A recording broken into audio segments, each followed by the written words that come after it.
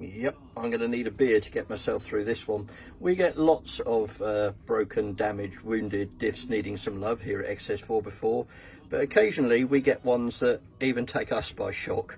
Not only is this diff in the worst state I've ever seen an ash locker, still working, I have to say, but I've also seen a diff so badly built in a very long time. It started off with the casing arriving.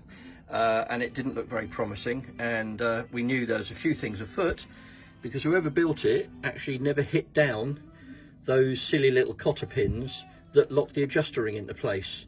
So the adjuster rings had managed to undo each other a little bit, and there was more backlash than I've ever seen in my life, which resulted in a scrap crown wheel and pinion.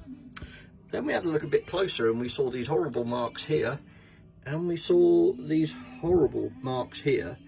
And when you go back to here, what's actually happened is not only have they not been knocked down, but they haven't been tightened up properly. So the bearings have spun in the casing. So the casing becomes scrap. Then we move on to the ash locker and spot the difference. Here is a brand new end flange. As you can see, it's smooth across here, and then there's a little tiny ridge here. This is the one that came off, and we've got smoother, oh no, hang on, there's a ridge there, and then there's the other ridge. So that wear there, bottom of the screen, which is thicker than a 2mm shim, that's ground into that. And what happens there is that it allows the internal gears to separate from each other. And that's because it had that inside it, which is the grittiest, oiliest, muddiest oil I've ever seen. I think that's called EP, God help you. And on the other side, the bearing spun and fell off when we took it apart, so that's scrap. So then we had a look at the other end, which is that. The bearing fell off that as well, and the bronze bush fell off here, and we had a hell of a job getting the bolts out. It took us ages. That's quite mullered on the inside as well.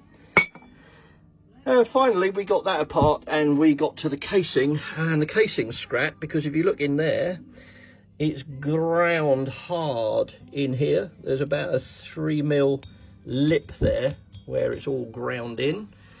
So even having spent an hour getting that apart, that's scrap. And then we move on to the gears, which are frankly something else. Yeah, they are as bad as they look. That is a massive ridge. Not only that, if you look at the gear there, can you see at the bottom left hand corner of the screen, that's almost sort of pointy. I'll come back to that in a minute.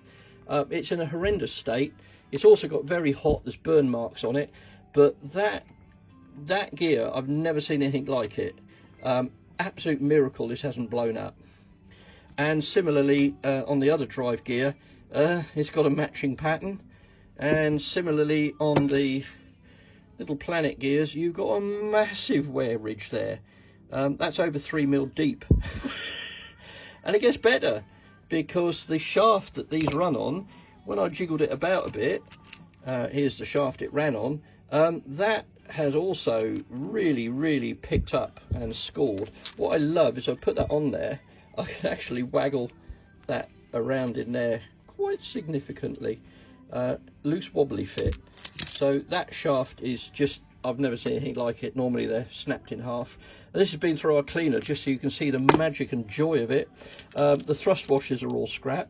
The centre bush, that's all picked up and gone oval on the holes. The shims have got seriously hot and there's burn marks on them. There's also marks on the copper there, on the brass bushes. They're scrap. That's got a whopping great ridge on it. And then we've got the short pins. They've got another whopping great ridge on there. How this thing ever worked, I do not know. Another one there. So apart from the good old air ring, which only needs 2 new O-rings at £3.50 and it's good to go, well, the rest of this is scrap. Now I did mention about this gear here. Let me show you a new one. Oh look, it's got a flat on the top. It shows you just how much the gear's worn. So that's brand spanky new one. Somewhat worn one. It's unbelievable. I have never seen anything like it, and this, up to a short while ago, was in a vehicle and driving about. And believe it or not, it is still cheaper for me to rebuild all this than to buy a new Ashcroft locker, because we'll use the air ring coupling unit.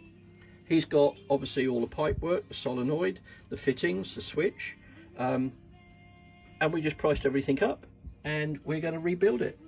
So it would be basically brand new apart from that. I want a new crown wheel. I want a new casing. Never have I seen such carnage. And it's made a mess on my desk. Ugh. Anyway, that's what happens if you let your pinion seal fail and you let dirt and grit get in your diff and you do high mileages. This was a high mileage vehicle and it shows. Keep your eye on your oil, change your oil regularly, and that won't happen to you. But yeah, quite something. I must take that new gear away before this lot hits the skip. Anyway, hope you found it amusing. Customer didn't. I'm going to finish my beer. Bye for now.